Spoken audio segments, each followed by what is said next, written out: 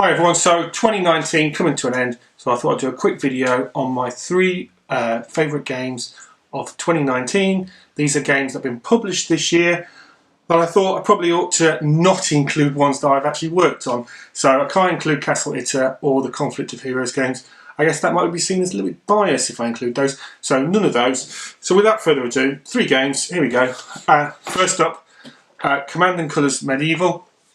I wasn't sure I was going to get this game because I've got Command & Colours Ancients and Napoleonics and lots of memoir, but I thought I'd give it a try, and yeah, really enjoyed it a lot. It has a few new mechanics into it which I thought actually lifted the game up quite a lot, and the period, which is the sort of Byzantine Empire versus the Persians, was a period of history that I knew little about. So in that way it's quite good because I did some research as I was playing the game and learnt a few things. So yeah, it's great. It's a great game.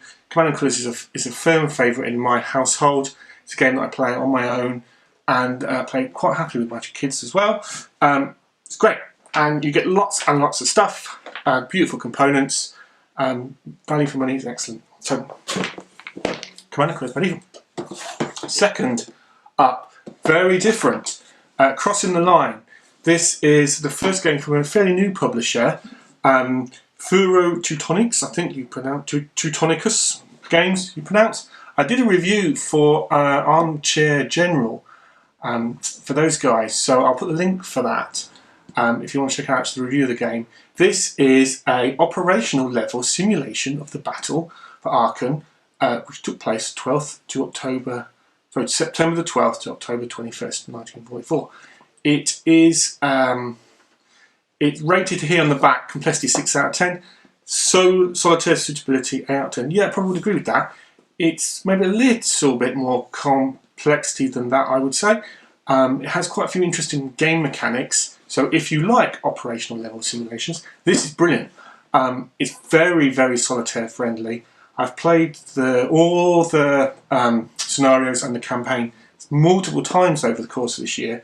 I probably at this level of operational levels, this is definitely one of my favourite games for a long time, and I really enjoyed it very much. The quality of the components is amazing. This is excellent, and from a first-time publisher, brilliant.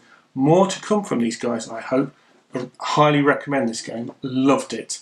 Plays solitaire extremely well, even though it's not a solitaire specific game. So if you're into that sort of games, yeah, brilliant, absolutely brilliant. Look forward, like I said, to see more games from these guys. Components are amazing. And then last up, by no means least, is Undaunted Normandy from David Thompson and Trevor Benjamin, published by Osprey Games. This game I played mostly with my kids, I'll be honest with you.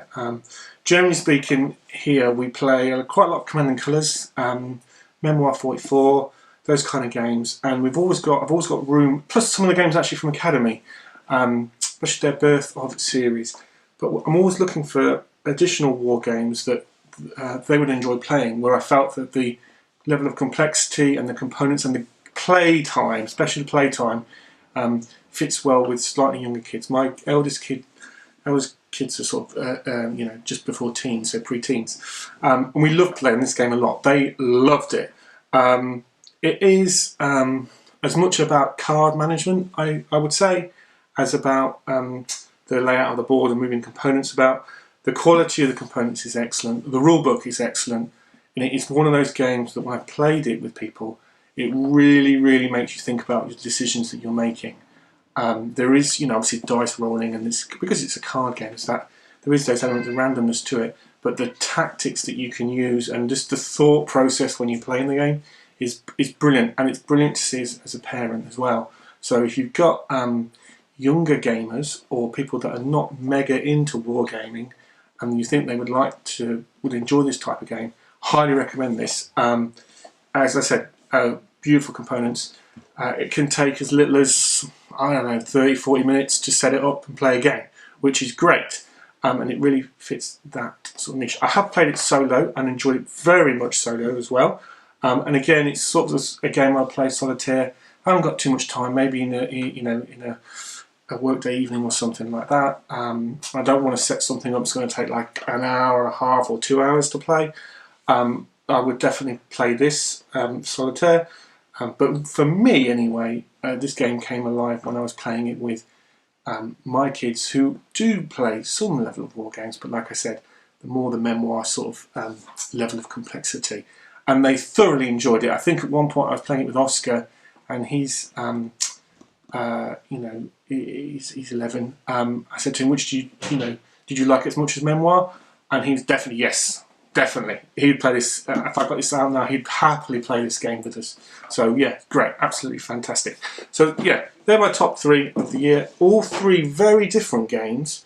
Obviously, Command and Colours, Medieval, and Undaunted more towards the simpler end of the scale, or the less complex end of the scale, whereas Crossing the Line way over to the right. And it sort of demonstrates the types of games that I'll play over the year, a wide variety, different themes and settings. Obviously, World War II is a theme that I play a lot of, as is Napoleonics and things like that. So it's great to play Medieval for that reason, because that's not a theme that I would normally play in Medieval games. So yeah, thank you for watching, and here's to 2020.